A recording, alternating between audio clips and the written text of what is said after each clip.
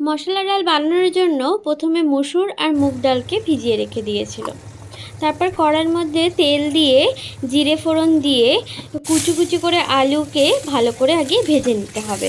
ওই ভাজা হওয়াকালীন গোটা একটু ধনে, গোটা জিরে, আদা রসুনকে একটু বেটে নিয়েছিল মামুনি।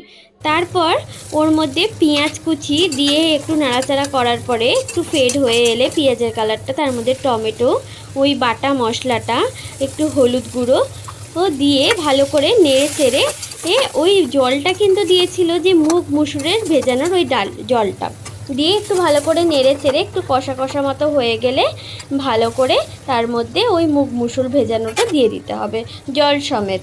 তার মধ্যে অল্প করে নুন, অবশ্য মানে স্বাদ মতো নুন আর চিনি, অল্প করে চিনি দিয়ে একটু জল দিয়ে ভালো করে সেদ্ধ করে নিতে হবে।